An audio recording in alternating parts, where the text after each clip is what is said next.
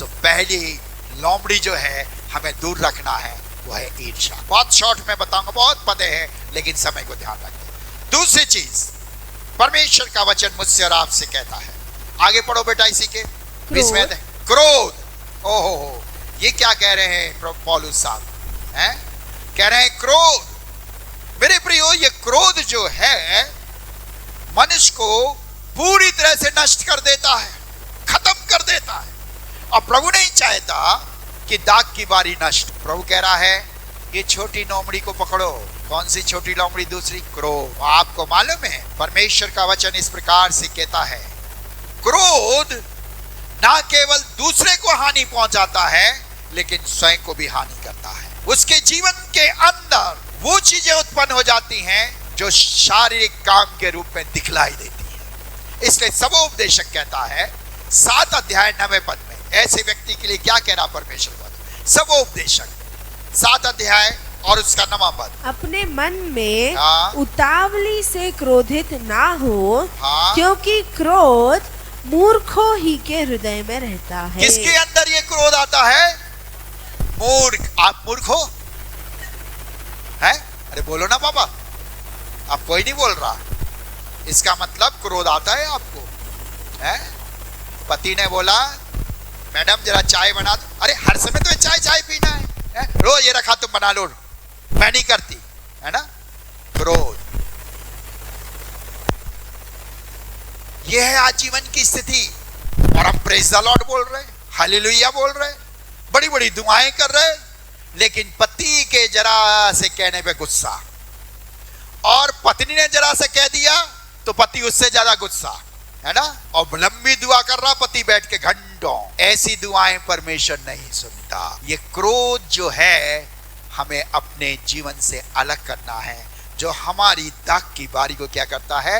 नष्ट करता है, जो हमें परमेश्वर की नजदीकी में जाने से रोकता है। कैन और हाबिल, और दोनों के पास अपना अपना काम। कैन के पास क्या था? खेती बाड़ी, और हाबिल के पास जानवर, है ना? लेकिन दोनों परमेश्वर के भवन में आए और दोनों परमेश्वर के भवन में भेंट लाए। लेकिन जब कैन लाया तो लिखा है कैन ने अपनी वस्तुओं में से कुछ है, सब नहीं लाया। और हाबिल जब लाया तो अपने जानवरों में से उत्तम जानवर है। पहलो टच।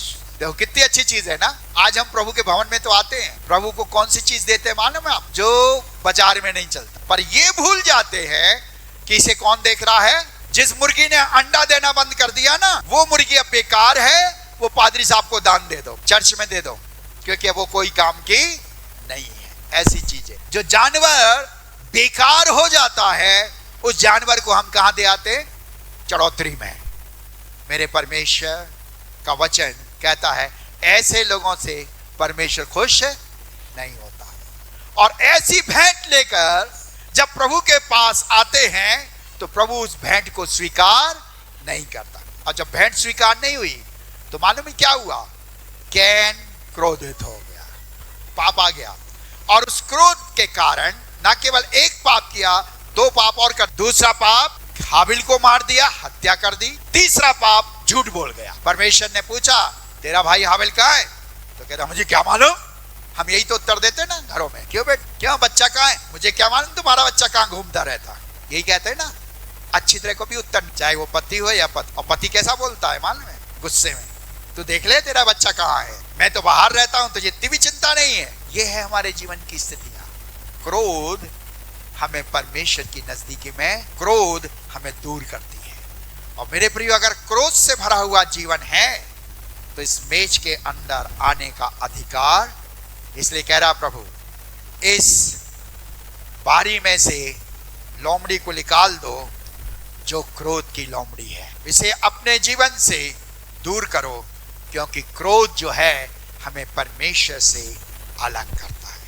आपको मालूम है मूसा के बारे में कितने लोग जानते? सभी जानते हैं ना, बड़े अच्छी बात। बाइबल सब पढ़ते ना घर में? अब मैं सब हाथ तो नहीं उठवाऊंगा, ये मेरी आदत नहीं। प्रभु जानता और आप जानते हो, है ना?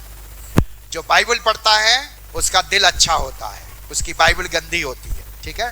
जिसकी बाइबल गंदी है उसका दिल अच्छा है, और जिसकी बाइबल साफ है उसका दिल गंदा है।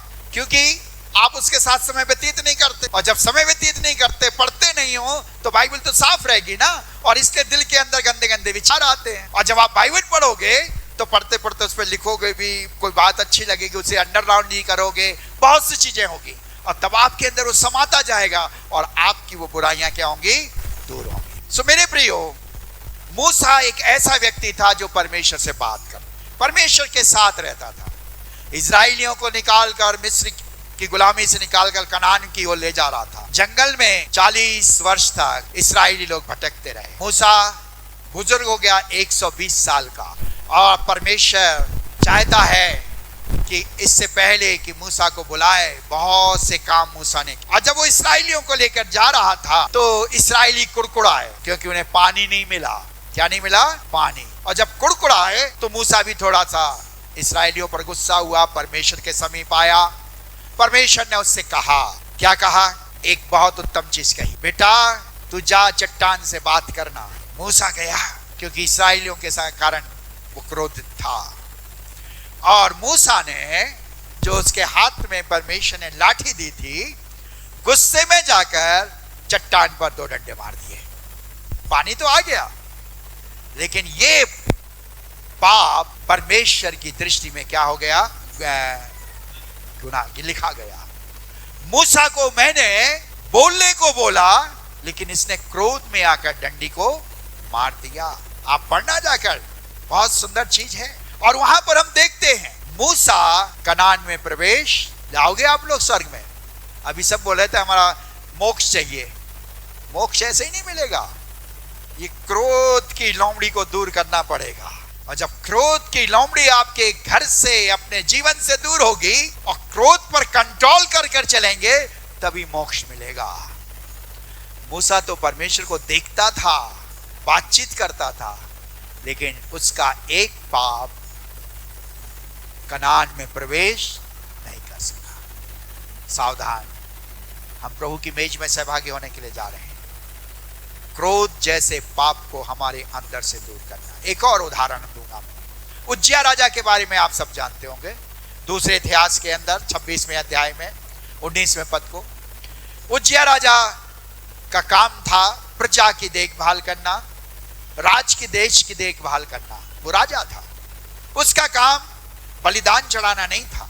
लेकिन सैमुएल के आने में देर हो गई, याजक के आने में देर हो गई। उज्जिया झुंझला उठा, क्रोधित हो गया, और क्रोध में आकर उसने परमेश्वर को बलिदान चढ़ा दिया। और आज यही तो हो रहा कलीसियाओं में। जो पादरी का काम है, जो सेवक का, चुने हुए सेवक का काम है, आज लेमैन ले रहे हैं उसे हाथों में। आज वो लोग ले रहे हैं जिनकी बुलाहट नहीं है, और वो गुस्से में आकर ले रहे हैं, अरे ये पादरी साहब कुछ नहीं कर, मैं करूंगा, है ना। और वही कलीसिया टूटने लगती, वही कलीसिया में परमेश्वर की आशीष घटने लगती। और उज्जिया ने जैसे ही बलिदान चढ़ाया, लिखा है उज्जिया को सर से लेकर एड़ी तक कोड़ हो गए। प्रियो, क्रोध हमें परमेश्वर की संगति से दूर करता है, और क्रोध हमें श्रापित बना देता है। सावधान, अगर आज थोड़ा सा भी क्रोध अंदर है, तो आज यहीं पर प्रभु के चरणों में रखकर चले जाएं। मैं आज से अपनी पत्नी पर, अपने बच्चों पर इतना क्रोधित नहीं हूं। हाँ, नए नियम में बहुत अच्छी चीज सिखाई गई है, उसे भी बता दो ना, तो आप कहेंगे गलत हो कह रहे हैं बात। प्रभु यीशु कहते हैं क्रोध तो करो पर पाप मत। माँ बाप को बच्चों को डांटने का अधिकार है, पति पत्नी को एक दूसरे की बातों को समझने और समझाने के लिए अधिकार है, लेकिन मुंह फुलाकर रोटी यूं करने का अधिकार नहीं। क्रोध रखे हुए हैं, और महीनों भर क्रोध करे हैं, और आ रहे और कह रहे पप्पू से, पप्पू तू अपने पापा से ले, वो रखिए रोटी खा ले। और पापा कह रहे तू अपनी मम्मी से कहना मैं ड्यूटी जा रहा हूं, खुद नहीं बोल के जा रहे, क्योंकि क्रोध है। और यही क्रोध परिवार को नष्ट कर देता है, यही क्रोध परिवार को बिगाड़ देता है, यही क्रोध पति पत्नी के प्रेम को क्या कर देता है? समाप्त कर। इसलिए प्रभु कहता है छोटी लोमड़ी को पकड़ लो। ये क्रोध जैसा जीवन हमारे अंदर ना पाया जाए। क्रोध से हम बहुत दूरी पर चले जाते हैं। क्रोध कलीसिया को बाधित करती है, क्रोध कलीसिया की आशीषों को रोक देती है, क्रोध कलीसिया के उत्तम बातों को समाप्त कर देती है।